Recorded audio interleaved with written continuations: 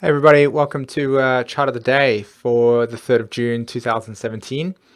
And this is a spontaneous live stream as well as Chart of the Day. So on my screen at the moment, I have the chat window, so I can see that there's people joining. There's a couple watching at the moment. So what I'm going to do is I'm just going to bring up an astrology chart of the moment and just kind of share a little bit about what I feel into the experience. And then switch over to just like a Q&A and just spend some time chatting to everybody and hearing what you have to say about your experience of energy today. Any questions you've got around your own astrology, for that matter, I'd be happy to respond to those things. So I'm super excited to spend some time with you guys today. So yeah, cool. So like I said, any questions that you've got for me, I'd be super happy to respond to. Just busy typing. Send this out through your social media. Let people know that there's a live stream happening regarding astrology. Let's do this. Let's have some fun here, exploring consciousness and astrology at the same time. So just busy letting people know in the chat. Okay. Alrighty then. So let's go over to a chart quickly of the moment. Let's just make sure that transition works fine for me. Okay. So let's have a look. We've got pretty intense stuff going on at the moment, to be honest. From my point of view, at least, I feel that if you can see the chart at the moment. One thing that I wanted to talk about was the South Node and the North Node, how they have moved in to the constellations Aquarius, Leo. And this is just, this has been here for probably just over a week and a half, 2 weeks. And I did a live stream a couple of days ago talking about the nodal shift. It was pretty long, so if you're interested in knowing more about that stuff, go check that video out as well. I will be doing a new series on what I spoke about in that video in terms of like smaller videos, bite-sized videos, like 10 minutes long, on the different subjects that I covered in that video, because I felt that there is a very beautiful expression and depth around how to tap into this South Node, North Node, Aquarius, Leo configuration, and what it's actually going to look like for us as we, move through the North Node activation point through Leo. Okay. There's tons. There's such a, like, inside of myself, I definitely feel called to share this. So I'm going to put that into a video that's going to make a lot of sense for everybody. So that's that. But this South Node, North Node experience, I feel has already started to play out in my life, where a lot of the creative projects, a lot of the ideas that I wish to distribute and bring to the material plane are going to begin to become more real for me. But I've had this inside of myself for quite some time, and I've been really waiting patiently for the North Node to move into Leo. And it's bringing me a lot of opportunities at this stage. And I'm sure for everyone else, there's also new opportunities arising for you around, bringing more of your creative ideas to the material world, feeling more into what your sense of destiny is about in this lifetime, and allowing yourself to actually be free enough to know what that's about, right? I also have noticed a lot, and currently today, and I think, at the moment, Venus is currently transiting through my 4th house. And if you have a look in the chart at the moment, you've actually see that Uranus and Venus are connected together.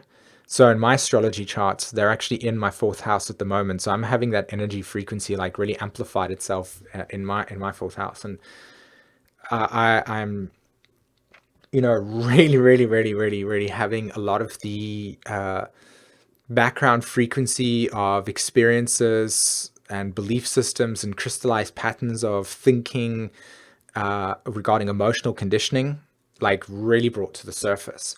And I'm just feeling layers and layers and layers of material just leave my body, right? Regarding what I've carried in the past. And it's a really profound experience, although I must admit that, and I'm trying to not be dramatic here, because as much as it's going to sound this way, it's not like, but my stomach, is like, it's in so much tension at this stage. There's so much like, I have such tension in my stomach at the moment. And it doesn't help that I also have Pluto, currently, or should I say Uranus and Venus currently opposing my natal Pluto, right? So it's extra amplified for me at this moment in time. But the reason why I'm sharing this with you is because the South Node of Aquarius is obviously bringing to the surface parts of our identity, parts of our material conditioning that we have had imprinted onto us, like liberated from. Okay. And one thing that I'm excited to share with you is that in another video that I'll be doing today, it's called Understanding Virgo and Healing Virgo as well. And I'm really excited to share that video as well, because it's from a direct experience of not only having the South Node of Aquarius and wherever Uranus is in my astrology, so it's in my 4th house at this stage, like that video is a direct experience of the purging of past life dynamics and frequencies and ideas and belief systems that are wrapped around my emotional and energetic body that have been removed. So I'm excited to share that, and I think that everybody's going to benefit from that video, because we all have Virgo in our chart somewhere. We all have the nature of that consciousness influenced and infused in us in some way. So so that video is a direct representation of the South Node in Aquarius as I see it. So it makes it a bit more tangible and a bit more grounded to understand about what I'm actually talking about when I say that when you're like connecting with the South Node of Aquarius in your own personal astrology charts and what it's actually symbolizing for us as a collective, Aquarius is the archetype that is about detachment. It's about the nature of objectivity, and it's about the nature of liberating ourselves and standing back and observing something from a different space. And through that process, we objectify and understand what is going on, right? We're not emotionally attached to the experience. That's why the archetype of Aquarius has this, kind of theme with it in normal astrology books of Aquarius being non-attachment orientated or very detached or disconnected in that sense. You have to be emotionally disconnected from the experience in order for you to see it in an objective way.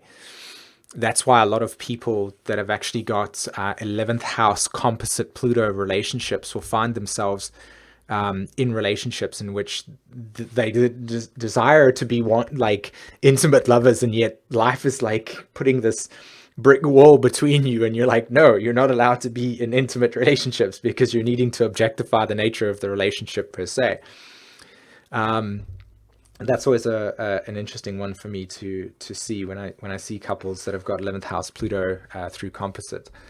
Because of the need for objectivity, there can't be an emotional entanglement in the relationship, because then there's too much subjective opinion, subjective emotional relationship, and emotional manipulation can occur. So South Node in Aquarius, and then, of course, what you want to do is you want to look to Uranus in your chart, right? So in my case, I have Uranus in my 4th house. So at the moment, I'm liberating a lot of the emotional conditioning around early life imprinting.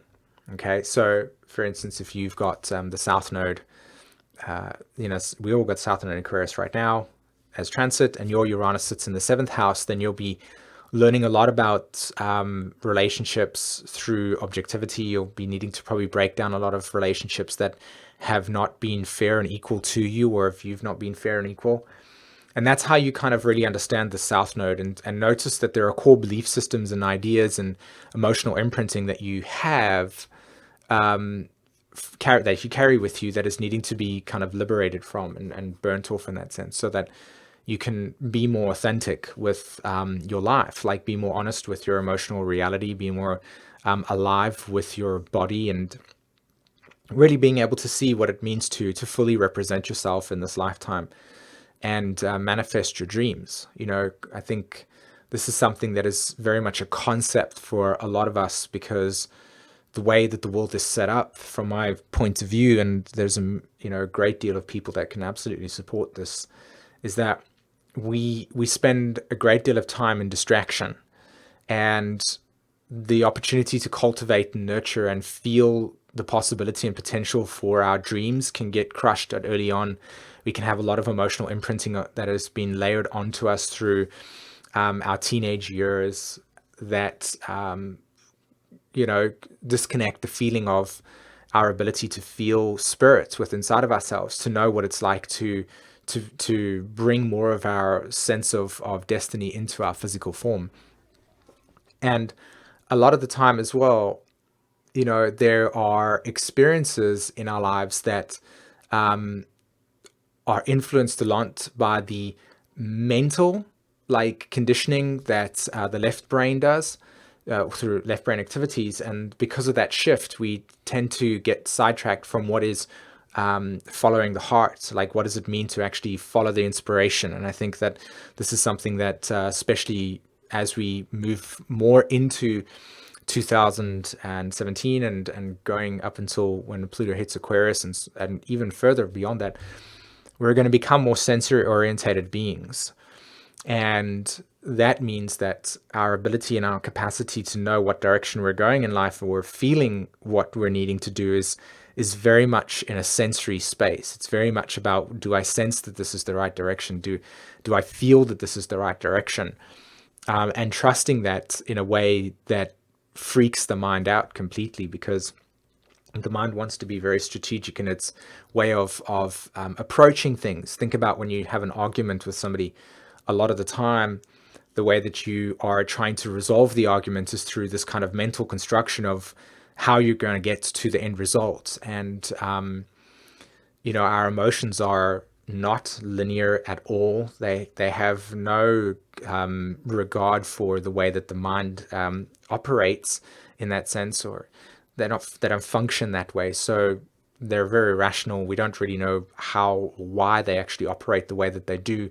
We just know that that's what they are representing. So for us to really understand what it means to be more present with ourselves and recognize the emotional landscape that we carry is a very difficult task, and I think that the more that we move into this period of our lives, and the more we become aware of following inspiration and following enthusiasm as a natural state of being, clearing your emotional landscape and really getting in touch with it is vital, and the body really gives you that opportunity to do that in a way that the mind cannot do that in that sense. So it's interesting because, if you have a look at the charts at the moment, we've got Saturn currently at 25 degrees Sagittarius. It's making that opposition to Mars. It's 29 degrees Gemini. And if we just kind of look at this opposition that's been in transit for, I would probably say, just over a week, it's very, very, it's been a very intense way of relating to ourselves. I bet a lot of people have felt a lot of heaviness. I certainly have felt a lot of heaviness, but I feel like a lot of that's also been through other conditioning patterns. But there's been a lot of feelings as if your truths and belief systems and your desires have, you've had limitations. So on one side, you felt a lot of limitations, and the other side, you felt a lot of freedom. And it's this kind of balance between freedom and limitation, freedom and limitation. And if you look at the current opposition that we see at the moment, Saturn at 25 degrees and Mars at 29, we're it's in evolutionary astrology, the phasal relationship, right? We're talking about a full phase opposition here at the moment, okay? And the way that we understand these phasal relationships is that if Mars was at 25 degrees, it would have been a complete opposition. And 10 degrees before Mars was, so let's say, for instance, if Mars was around about 18 degrees Gemini, and as it was approaching the 25-degree mark in Gemini, it would have been what are called a gibbous phase opposition. And now we are in a full phase opposition, and they're very different in that sense. The gibbous phase opposition, which is what we would have experienced over the last week and a half, would have been more about a crisis, an internal crisis, in which a lot of maybe your core philosophies or belief systems that you have held in the past that have been crystallized through experiences have, as you've kind of like tried to resolve situations or try to find patterning in your life, you would have noticed that it would have created some form of limitation, right? And the crisis, the gibbous phase opposition, is one in which there is an opposition from outside of yourself that is in creating a deep internal paralysis on a psychological level to say, I need to go inside of myself. I need to observe the inner landscape of my truth, and to be curious about how that is in some way, shape, or form needing to be cultivated, nurtured. So we've definitely been cultivating and nurturing our truths at this stage through curiosity. And so I'm just going to ask a question quickly at the moment. Everybody in the chat, are you able to actually hear me? Because now I've just gone into the state in which, can anybody hear me? Just let me know in the chat if you can hear me, by the way. I sincerely hope so, because I've been sharing some really amazing stuff. Okay, you can? Okay, that's fantastic. Okay. Whew. Okay. Thanks. I just appreciate that. I just almost had like this crisis where I've been talking for this period of time, and then okay, great. Thank you, guys. I appreciate you calming my nerves at this stage. Anyway, coming back to this channel. So this Mars opposition, and again, talking about the nature of the opposition, the gibbous phase is so much about the process of this internalization, a lot of trying to figure out how things work, etc. But now that this opposition has moved past that, and now we're in a full phase, you'll see that a lot of what you'll be experiencing is not an internal confrontation or an internal crisis within feeling limited, but more along the lines of like trying to interact with society and the outside environment, and how those outside environmental situations are asking you for adjustment too. Okay, so we're still with this underlying concept of adjustment surrounding our truth, surrounding our point of view, surrounding what we feel our new sense of direction is about, right? How do we relate to ourselves? What's fair, what's not fair? And the reason why I bring up these themes is because, of course, Jupiter is in Libra at this stage. Uranus and Venus are in Aries, and these two planetary archetypes are very much influenced in Saturn's like dynamic at this stage, not only because Saturn is in Sagittarius and the ruler of Sagittarius is Jupiter, and Jupiter is in Libra and the ruler of Libra is Venus. So there is a very strong component around the nature of our equality, how we're trying to balance stuff, how we're trying to integrate ourselves, how we're trying to seek equilibrium within our current evolutionary development, how we're moving through. So in terms of the outside environment, the thing that I'm trying to put across here is that now it's about adjustment and integration around how people are. So as an example, right? This is your direction. You interact with somebody else. They're going in a certain direction. How do you find yourself flowing with whatever is coming to you at this stage, right? How do you find integration? How do you find equilibrium while interacting with other people at this stage, relative to a new direction, relative to a new way of expressing yourself, right?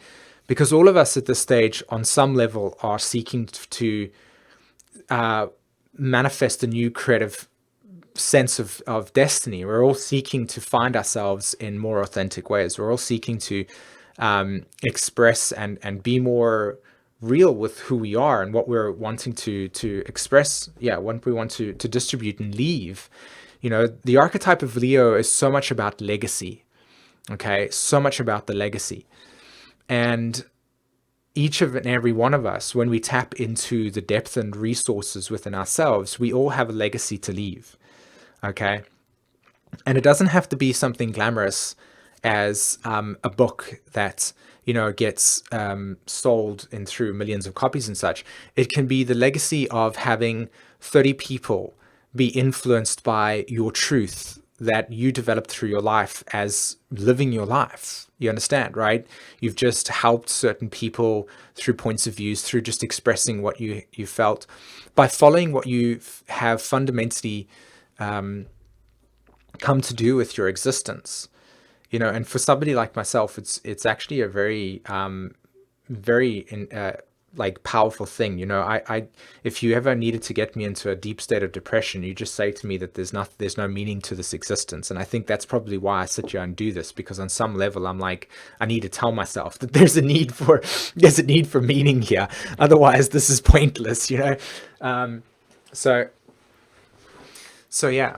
So with regards to this whole entire process of Mars opposed Saturn, there's a lot of needing to integrating. But you know, let's look at Uranus and Venus at this stage. Okay, you know, up until probably a day and a half ago, Venus was in what is called the culmination phase to Uranus. Right, it was balsamic. So whatever was happening prior to the last 3 days has very much been an internal process of deep silence and culmination of a long evolutionary cycle between these two planets. Now that Venus is in a new phase relationship to Uranus, and it's so fresh, I mean, both of them are at 27 degrees. It's a conjunction completely. Today, it's a conjunction. We're dealing with a very profound acceleration within the nature of the value systems, the essential needs, and the abundance factor, in which we all are now going to begin to integrate into what we infuse, right? When we do something, when we create something, Leo, we have two very strong fundamental components. One of them is the Scorpio archetype, which is the process of osmosis. And two, it's the process of what we infuse as value in the experience, okay? So as an example, you can create a, let's say, for instance, you start a YouTube channel, right? In the beginning, you might not necessarily have enough funding available for yourself to use equipment that's got strong, that's really professionally made. So the quality of your videos, the production value is going to be a reflection of what is available to you right now.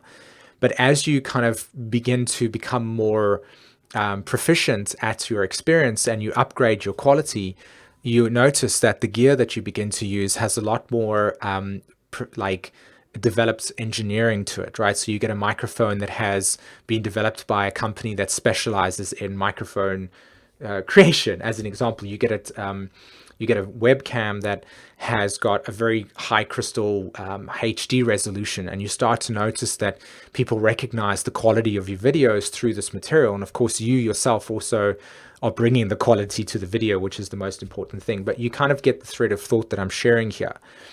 So with Venus, just in this very strong new phase relationship to Uranus, we're all looking at the level of quality that we want to bring to our lives, and the context of this quality is now being unleashed. You know, there's this deep internal process of allowing ourselves to feel more that we can offer this, we can be more, you know, we want this more quality, we want to bring more quality to our lives. And the way that we do that is by infusing it with the depth and the desire that is existing within ourselves, you know. So how do you feel the grand trine with Venus, Uranus, Saturn, North Node is supporting this process? Well, the grand trine itself is, I think that's what that's about. It's like if you're going to, like I said, if you're going to create something that you, like an artist, okay, an artist that feels very deeply connected to the space that they want to create from is on some level always going to be its most profound critique. Okay, like for me as an example, every time I create these videos, every time I feel like I want to infuse the YouTube with and you guys, the subscribers, with material for you to digest. I mean, I'm always consistently going, okay, I need to create. I'm really, really all about trying to create material that can be digested, that's got good quality to it, that feels like when you're spending time with me, listening to the stuff, that you're really getting an enriching experience. And I feel that the grand trine with Saturn, Venus, Uranus, and the North Node is all about bringing quality into the process. It's all about allowing yourself to feel the fire and the spark. Saturn's in a fire sign, Venus is in a fire sign, Uranus is in a fire sign, and Leo's in a fire sign. So the trine, the fire trinity, is all about expansion. It's all about the process of allowing ourselves to be sparked. Think of nature and think of a fire. Okay, do we get excited and attracted to a fire that has one flame that's very, very dim? Generally, no. Right? We are amazed by a fire that has lots of flames, that is very enriching, that catches the eye, and it's like, wow, that seems powerful, it's hot. So this trine here is like really, really giving us this capacity to breathe into our being and to illuminate us in a way that enriches our lives, that enriches the spectrum of consciousness that we each bring to this process. And if we can tap into that within ourselves and bring that out and materialize that within our form, within our lives, and you will notice the level of enriching experiences that is available for us. And I feel like that's a responsibility that you can give yourself if you choose. That the nature and quality of your life is something that on some level is very much about where you are in your own life, and you can enrich that. You can enrich that through whatever form, whatever process that it's about, And for me, I feel it's about bringing more attention to yourself, bringing more self-love to yourself, The fire trinity is also about the expansion of things. So we are here at this point in time in this very profound ability for us to share, for us to give, to explore, to allow ourselves to expand. Expansion is the key to this over here. So your capacity to expand, your capacity to really illuminate is heightened with this trine. Okay. So that's something that's key for us at this stage. And if I look at the fact that Gemini, the sun's in Gemini at this stage, and you look at Mars in Gemini at this point in time, there's this wonderful opportunity to allow curiosity to be your teacher, allow inquisitiveness, and allow for expansion, allow for connection, to be the role that you can incarnate within yourself at this stage, right? So Gemini is all about connection. It's all about making the networking experience. It's all about delivering information. Sagittarius is all about the knowledge that is kept in the well, but Gemini is about cutting it into small, very digestible pieces and delivering it to people that can be consumed and then illuminated within their own psyche. So as an example today, when you look at a question, if you ask a question to an educator or a teacher of some sort, when you're asking that question, you're doing the Gemini thing. You're opening up a dialogue through curiosity. And as that curiosity lands on the other person, it taps into their own ability to access knowledge that is inside of them, that's in a more tangible experience, Sagittarius. So with the sun transiting through Gemini, and of course Mars being there as well, the way that we can begin to spread our spark and to allow ourselves to feel more enriched within our experience is to open dialogues and to explore. And I think that's another beautiful capacity or a way of understanding the current opposition between Mars and Saturn at this stage. Open the dialogue, share and such. So yeah, I mean, for me personally, right now, as a way of kind of like sharing with this type of material, I've created some offers for everybody at this stage. So live readings, as an example, and relationship readings. I've got a 15% discount on all of those, and in the description below in this video, and I'll post it in the chat as well. My website. You can go and check that out there as well. And if you use, I think, I can't remember exactly what the coupon code is, which is a bit terrible. I'll get that for everybody right now. And also, I'm also offering $50 off Learn Your Chart. So for the first 10 people. So for the first 10 people that are wanting to learn your chart, that grab that, I'm offering $50 off. So I'll actually post a link to that in the chat for everybody that's interested in wanting to, give back to yourself regarding your own astrology, as an example. Okay, what else do I have to say about this chart of the day at the moment? The moon is obviously conjunct Jupiter at this stage, so right now we are definitely feeling the moon through Libra around fairness and equality and balance. Jupiter is almost finished its retrograde at this stage. And it's going to be going direct really, really soon. And I feel like, Jupiter and the moon right now has such a very profound sense of truth that I can maybe deliver and translate for everybody at this stage. And that is that Libra is all about inclusion and sharing. It's all about integrating everybody into a space and allowing for distribution. And through the patriarchy and through the kind of masculine development of our lives and through logical processing, we've created certain boundaries in which there's been exclusion, there has been isolation, and there's been a sense of not wanting people to be a part of something for whatever reason. And that has left us needing to not feel open about sharing material, sharing things, expanding awareness and stuff. And I feel that with the South Node being in Aquarius, and also with the fact that we are transitioning into a time where inclusion and sharing and distribution and so on is so important for us, right?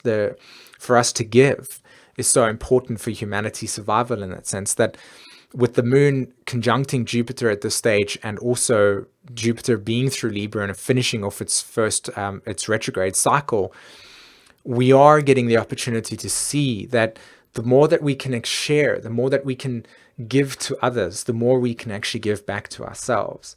And if we can find an equilibrium between allowing ourselves to give to ourselves, Venus conjunct Uranus in Aries, and then heal that, nurture that within ourselves, we can actually give more to others. And I'm most certainly learning this in a very profound way within my own work, because the more that I'm able to kind of rest and nurture my own energetic field, I'm able to actually create a lot more content that supports you, that makes you obviously feel like you're able to share, be included in a lot of the stuff that can help you understand astrology better. For those of you that are learning about astrology, as an example, so that's something that also is a very big key to the Jupiter and Moon transit right now. This opportunity for us to learn that inclusion and sharing and allowing ourselves to embrace other people, and share our needs, share our resources, and distribute in that sense, and then get back at the same return. It's all about sharing. It's all about inclusion. So yeah. So somebody on the chat just wrote, what's your view of the difference between the fire and trine to that of the air trine? So I'll respond to that in the Q&A part of this chart thing. But I see you'd also written, you just saw the kite looking thing between the nodes, Venus and Uranus and Saturn. So let's just have a look at that. So you're saying the nodes, okay, yes, there it is there, South Node, Saturn, Uranus. So this is a beautiful thing, okay? So when you're looking at the symbols of Capricorn, Pisces, and Taurus, Okay. Whenever you're looking at the symbols of Taurus, Cancer, and Virgo, okay, there again, it's another kind of, because it's sextiles. Can you see that there's beautiful sextiles between Saturn, the South Node, and Uranus and Venus? There's the trine that's happening there, and there's the two sextiles. And then you've got another beautiful trine between Uranus and Venus moving through the North Node, and there you've got your sextiles again happening there as well. So there's actually two formations there. And whenever you've got a formation like that, right, whether it be Aquarius and Aries and Gemini as an example, you're dealing with three modalities, three archetypal structures that are part of the Merkaba cube. In other words, how does energy transfer and transmute through the principles of masculine and feminine energy? Okay. So when we're looking at this here between Capricorn, Pisces, and Taurus, we're dealing with the Capricorn archetype firstly as direction. Okay. Capricorn is the archetype within inside of ourselves in which we lay the boundaries of our trajectory. How do we make decisions for ourselves? How do we give authority and empowerment to those directions? And how do we allow ourselves to form those boundaries? Okay. So I am going to go and I'm going to go fishing tomorrow. And then after that, I'm going to go and fly a kite. And then after that, I'm going to go do that. It's like, can you see that my process of making decisions is leading me in a certain direction? And that direction at the end of the day will become a crystallized path, right? So say, for instance, somebody called me at 9 o'clock at night and said, hey, what did you do today? I said, okay, well, I went fishing, I flew a kite, I ate some food, I watched the sunset as an example. All of those choices led to a path, and all of those, that experience of that path becomes a crystallized imprint of memory. Does that make sense? And that's Capricorn. So when you're looking at the archetype of Pisces here, we're looking at the relationship of inspiration that is infused in the decision. Okay. So that's why many of us that are, going out into a career that we're doing because of for whatever reason, but we don't feel the connection inside of ourselves through inspiration, it becomes a very bland experience. It doesn't feel inspired. There's no enthusiasm. It feels very limited. Well, that's the relationship between Pisces and Capricorn. Either you're making a decision purely based on enthusiasm and inspiration and dream state, or it's infused with the complete separateness. So like there's no spirits there, right? Then you've got the Taurus archetype, which is infused in the process of how do we establish those essential needs, right? So let's say, for instance, what is the value in going fishing as an example? Why is that something that I need, right? So when you take Pisces, Capricorn, and Taurus together, what happens is you're looking at the process of making decisions through inspiration that is relative to what you feel like you need at that stage or want. And that trine and the two sextiles between the South Node, Saturn, and Venus and Aquarius are coming back to the same underlying patterning that I was talking about earlier with the fire trine and the nature of this new direction in which we're all trying to bring into ourselves. How are you infusing your day with inspiration? How are you finding yourself being more authentic with your emotional reality and recognizing that the past dynamics that you've lived through have got certain crystallized patterns of thinking that are outdated or that no longer serve your highest interest, and those need to be kind of like dissolved and let go of. And so this is a process in which both are happening simultaneously. Okay, so Capricorn also correlates to the crystallization, Neptune also correlates to the dissolving, and Taurus correlates to the process of the inner relationship of letting go. So when we're looking at this, the relationship, right? So simultaneously, you're dissolving Pisces, the structures of belief system, Saturn and Sag, relative to old relationship patterns, Venus and Uranus in Taurus. And then as you're kind of doing that, that's the South Node part, you're allowing yourself to be more infused with creative self-actualization. Okay? And you'll see that within your life because you just feel it in that way. Okay.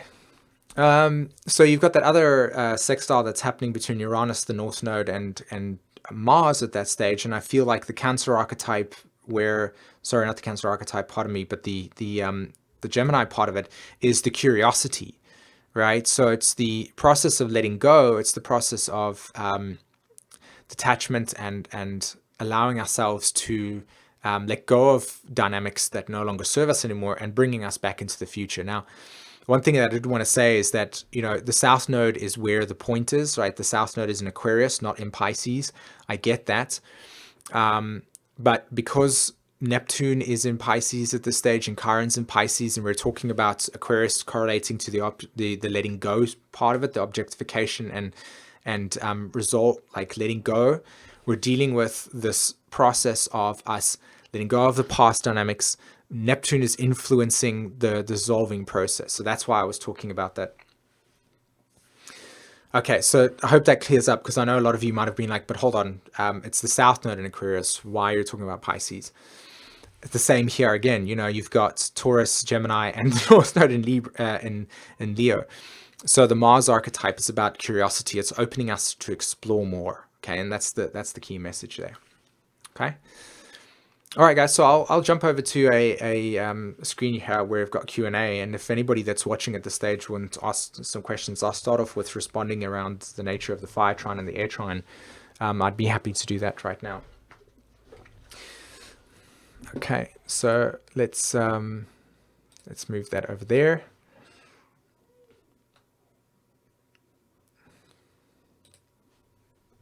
Hi, everyone. Okay, and you can still hear me okay, so that's great. I'm just going to get rid of some stuff over here on my screen so that I can see. There we go. And just bring up the chat box so I can see that as well, and also YouTube so I can interact with you there. Okay, fantastic. So chat box is up there. I'm super excited to respond to everybody. I hope that I saw that the screen lagged there for a bit, but that's okay. Okay, so Fallen Angel asks a question. What's your view on the difference between fire trine to that of the air trine? Okay, so when we're dealing with the fire trine and the air trine, they are both operating through a yang expression. Okay, and so because of that yang expression, hold on, that this it's annoying me over here where the video is. So I'm just gonna refresh this so that it works over here, because it's lagging at the moment and I can see everybody annoying me. I do apologize. I'll edit that out. Okay, let's see. Okay, cool. So yang expression. Okay, Aries, Leo, and Sagittarius are yang energy patterns. Aquarius, Gemini, and Libra are yang energy patterns. Okay, so if you had to, the most beautiful way to see this expression would be to look at the nature of a fire again, okay, burning fire. And you would notice that the fire element itself is, let's just do this over here. The fire element itself is the fire trinity, okay? There's expansion, there's heat. And if you had to observe that air is actually rising, hot air is rising, right? So if you had to take your hand and put it over the fire, like here's the fire burning like this, and put your hand over there, you would notice that the oxygen is moving through the fire and going up. That would be the air trine experience.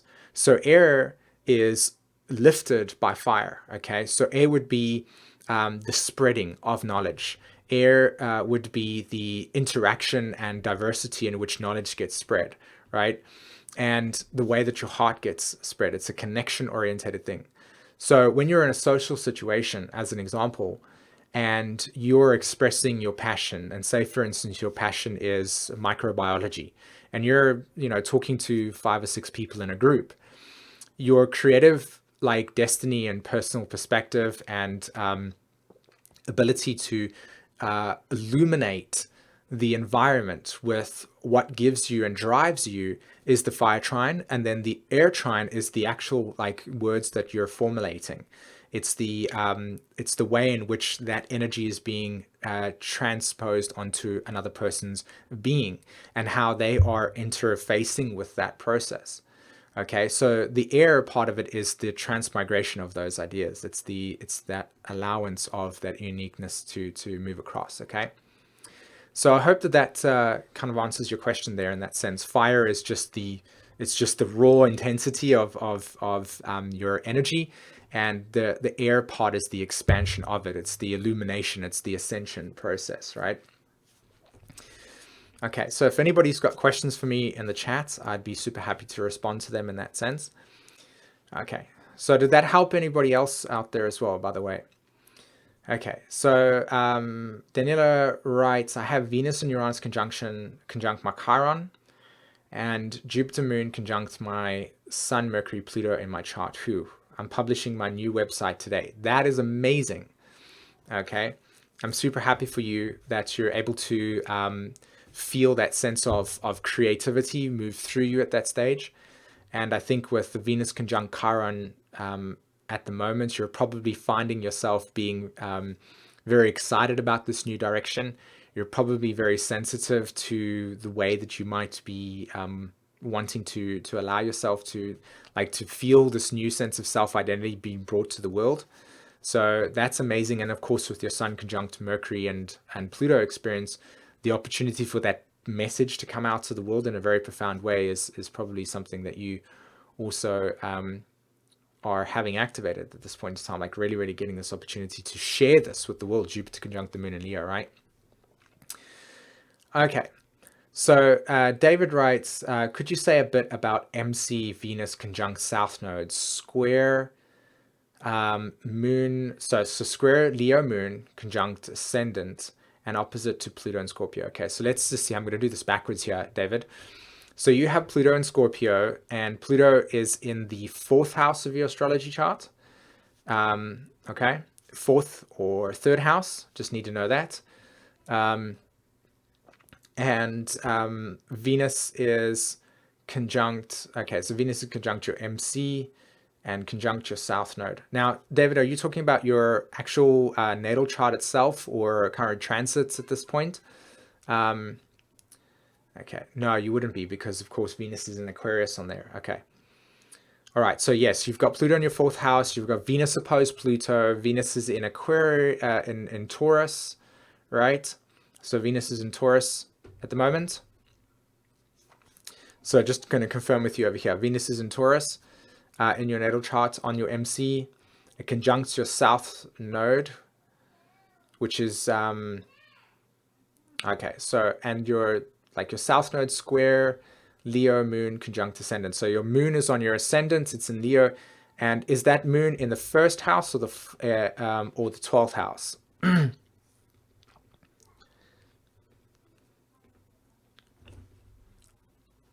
Okay, so to me it sounds like that the soul has in this lifetime. So the undercurrent here, okay, the undercurrent here. Okay, so your Moon's in the 1st house, which makes a lot of sense. Okay, so you've got Pluto in the 4th house, right? Archetypically speaking, Pluto, that somebody that comes into this lifetime with Pluto in the 4th house, all right, is going to be learning deep emotional and psychological lessons of finding emotional security inside of themselves.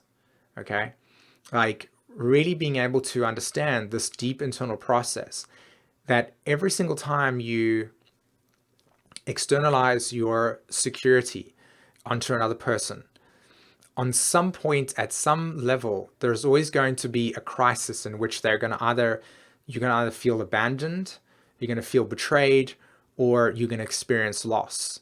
And that emotional bond that has been created, that has been externalized on some level, that you are identifying as a need to keep you safe, is going to bring up a lot of emotions that are going to say to you that the only way for you to feel comfortable within your own emotional space is to nurture them yourself.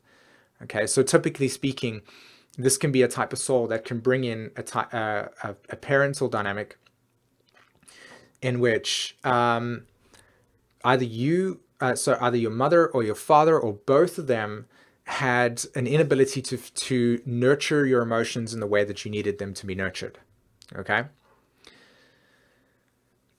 So because of that being the case, because of that being the underlying dynamic in which this is occurring for you, your moon that's in the first house, that's in Leo, squaring that Pluto, and your Venus that is opposition to your Pluto, that's on your south node, you're clearly dealing with a lifetime in which there are any emotional attachments that have been linked with people validating you, or you feeling validated from external authorities, anybody that has that you are seeking to psychologically and emotionally, like, bring emotional nurturing, like, and values and resources to yourself, like especially the parental figures, are going to be challenged, and you're needing to find inside of yourself the internal security to bring your own creative, like, sense of nourishment and love to yourself.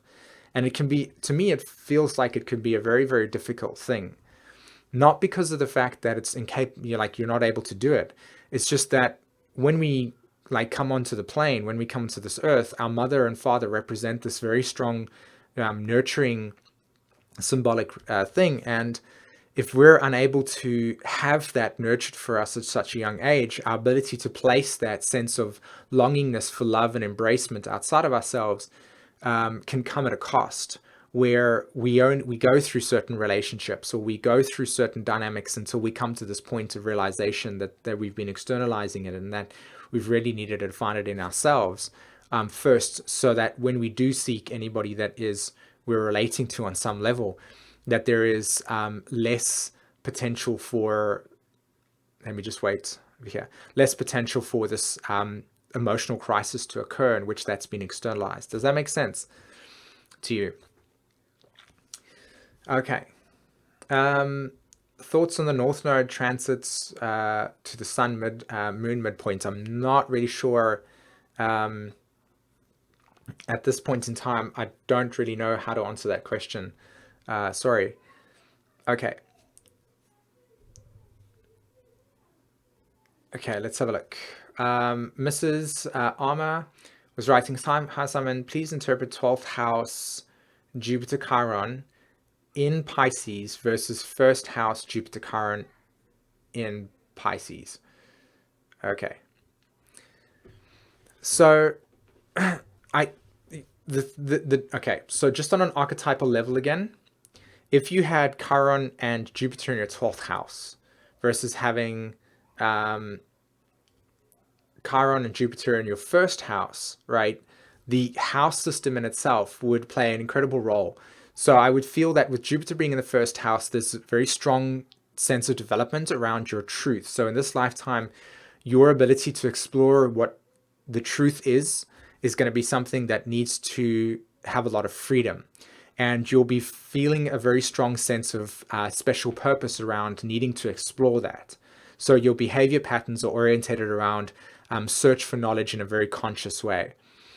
Whereas if your Jupiter was in your 12th house, as an example, you would probably be more prone to experiencing truth and the nature of life and what your perspective is through deep mystical experiences that leads you to have a very kind of like nebulous, spaced out, transcendental approach to the way that life operates.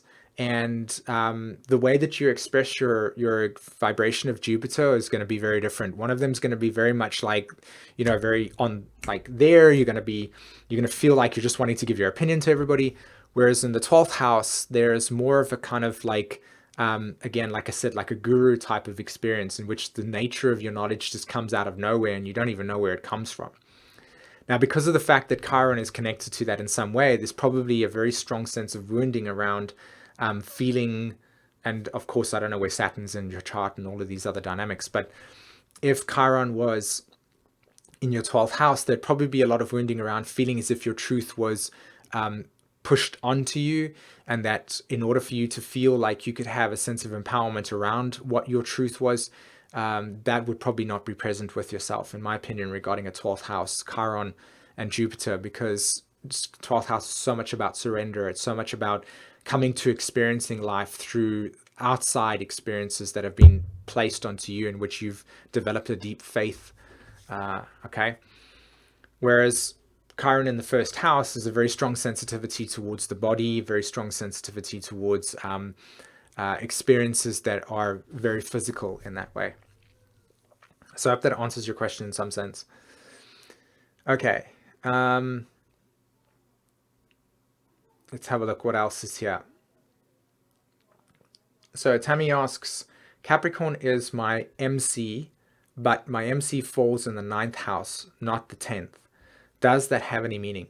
So yes, of course, right? And the first thing that I want to encourage everybody to understand about this process so far is that we're all developing a very strong relationship to our own psyche. That's what our astrology chart is doing for us, right? Whenever we're forming a relationship with our astrology chart, we are seeing ourselves as mirror, okay? In the past, through this, just wait for the video to come back. Okay. Let's see over here if I can, I'm going to try to, refresh the screen so that it works better for us. Okay. Okay. So let's do that over there. Hopefully this works better. I'm just going to check my PC to see if anything else is running at the stage that maybe is causing us a little bit of delay. I don't think so. And then I'll get back onto answering that question again. Okay, so here, let's have a look at this question again. So we're talking about developing a relationship to our psyche. We're talking about developing our relationship to the cosmos and to ourselves.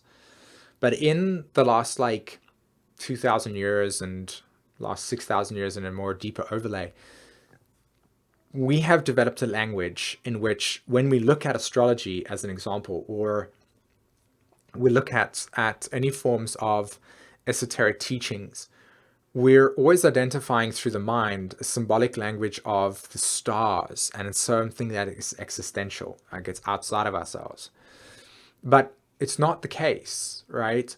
And this is something that's very important for us to begin to understand, that when we draw up an astrology chart, when we begin to process this new sense of exploration about what does Pluto in the 4th house mean, square our North Node in this place, and all of these types of things, this is us. This is our story. And how many of you feel a very strong sense of love when you begin to process the nature of the symbolic configuration that you have? How do you connect with that curiosity around exploring yourself? It's something very profound to think about, because up until this point in time, maybe some of you have just felt this new relationship that's been developing to it. You're super excited about understanding how your cosmology works and how your personality is operating. But on a deeper level, there's an opportunity to begin to open up the fabric of your own beingness. And what does that feel like? What does it feel like to have Mercury conjunct Pluto and the Sun? What does it feel like to experience the texture of your life through the symbolic language and configuration that you have? And how much do we love that process? How much do we get in touch with it on a very deep and beautiful level, and allow ourselves to see that our chart is giving us this opportunity to see this beauty that exists within inside of ourselves, right? So, with Capricorn, and this is coming back to Tammy's question here, with Capricorn is, in your MC, but your MC falls in your 9th house, not your 10th. The meaning is that the soul in itself in this lifetime with an MC Capricorn is wanting to create and crystallize a very strong sense of life direction. Okay, so you are here to experience your life in which decision making around what you want your life to look like is very important for you. Okay, Capricorn, you're here to be able to establish a sense of framework that you can pour your excitement into, that allows you to experience the vessel. Your MC is now in the 9th house of the astrology charts. You're looking at the dynamic of what is your cosmology? What is the truth that you subscribe to? Or you're somebody that really enjoys astrology.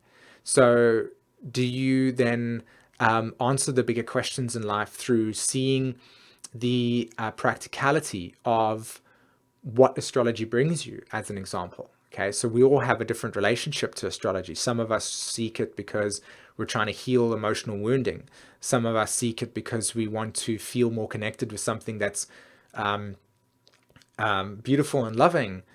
because the world in itself doesn't really give us that experience, do we seek to use astrology as a way of escaping our material that's inside of ourselves? So these are the types of questions that, you know, each of us can really explore within ourselves. And in relationship to that that ninth house MC with Capricorn ruling it there, it's so much about how do you crystallize your core belief system. So you're the type of person that would be very good at developing certain laws around what is the what would be the most natural way for us to teach ourselves, to govern ourselves, you know, as you get older in life, helping us understand that it's what is the correct way, Saturn, Capricorn, what is the best way for us to nurture and protect ourselves from nature in like the downloads coming through.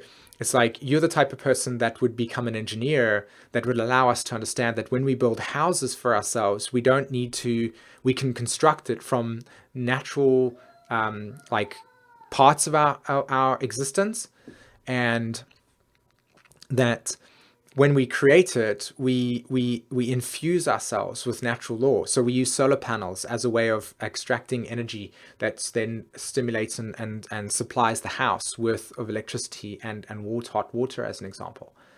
Okay,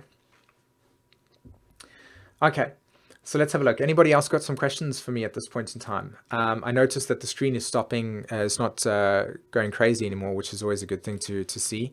And I'll just quickly check something out over here. Oh, that's funny.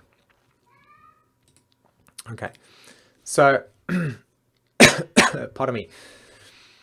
Okay, Eric Strum says, I've been having difficulty finding inspiration to move in a new direction toward creating my own business. I also have Venus in Scorpio 1 degree, square my 10th house Leo.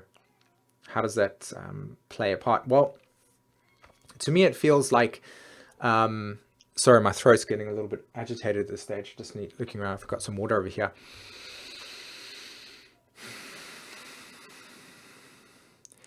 So there's a lot of other factors in your life right now that could probably be playing around what is giving you the lack of inspiration. I would think of things like, let's have a look. I'm not really sure how to answer that question completely yet. I also have Venus in Scorpio, first house, squared my 10th house, Leo. Okay, how does that play a part? Where's your Saturn and Neptune at this point in time? You know, Neptune's a very big player in terms of, just pardon me, guys. Okay, how does, oh my gosh. How does Neptune play out in your chart? Okay, how does what is Saturn's relationship to Neptune at this stage? So Saturn is in Sag in the first house, right? So you're probably going through a Saturn return. In fact, you're going through a Saturn return at this stage. So it's very natural actually to go through your Saturn return and feel very pulled down by reality at this stage. I highly encourage you to read an article on my website that is called Understanding the Saturn Return. This is a period of time in which the nature of the soul's ego is actually coming into a very, very deep internal process of slowing down. So this is not an opportunity right now to really be expansive in your process. There's a very deep internal reflection that needs to be gone through first. So Saturn's at 25 degrees Sagittarius at this stage. What degree is your Saturn in your natal chart? Pardon me. Yes, Mrs. Armour, when you spoke, do you mean that Jupiter conjunct Jupiter Chiron first house equals expanded physical wounds versus 12th house imposed spiritual wounds? Yes, that's exactly what I mean. Okay, so you're coming off the end of your Saturn return at this stage, and I feel that this type of question is something that probably requires more dialogue. To be honest, I feel like I don't want to give you information that I don't have enough to speak from. But here's what I would like to say. I'd like to say that your Saturn return is very much about bringing you back into your body, bringing you back into a sense of identity, And I would say give yourself some time to be with that state. I mean, you could have certain melancholic states within your human design channels at this point that could be bringing you into a deep state of needing to be very reflective at this stage. And so your mind's saying, I need to be building a business, I need to be doing this, whereas your body is saying, I need more time to find natural creative inspiration, as an example. So, where is, what is your environment like at this point in time? What is your support group like at this point in time? So yeah, I mean, at the moment, like I said, I've got 15% discounts on all my readings up until today and tomorrow, and I've got MP4s that I also offer at this stage. So if you want a very detailed explanation from myself, please go over to my website and go check out the services that I do offer. And also for anybody that's wanting to actually understand their chart on a deeper level, I do have this offer right now where the first 10 people that buy a Learn Your Chart from myself get a $50 discount, like I said. And the activation code is something that I'll link in the description for you very, very shortly, okay? Okay. So I'm going to do that right now for everybody. I want to send that out to everyone just so that you've got that information. So let's have a look. I'm having a bit of difficulties with the screen at this stage.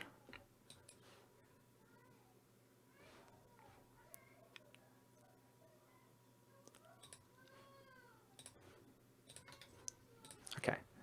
So there's a link for astrology readings and MP4s, okay? And Learn Your Chart as well. Here's a direct link for Learn Your Chart for anybody that wants to do Learn Your Chart, okay? Learn Your Chart.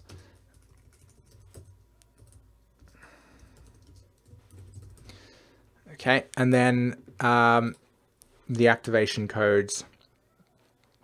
It's a bit... Oh, the screen's gone. I do apologize, guys. I think I'm going to end here today at this point in time with where I am, simply because I didn't bring water with me at this stage. My throat's starting to get really, really agitated with me. And so I'm gonna end off with our stream today, but I'd like to just set everybody with the link. I really hope that you enjoyed today's conversation, and I'll be happy to want to do more astrology readings for people, learn your charts and stuff, and I'll be wanting to do another Q&A at some time as well. Okay.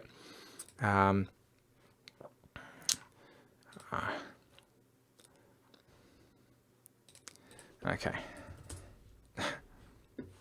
Thanks very much for joining me today. I really appreciate it, and I really hope that you got something out of this conversation today. I know that it will go up on YouTube, and we'd be able to get a lot of information from it. All right, everyone, I'm going to say goodbye. Thanks very much for joining me today, and have a good one. I'll stay in the chat to talk to everyone, okay?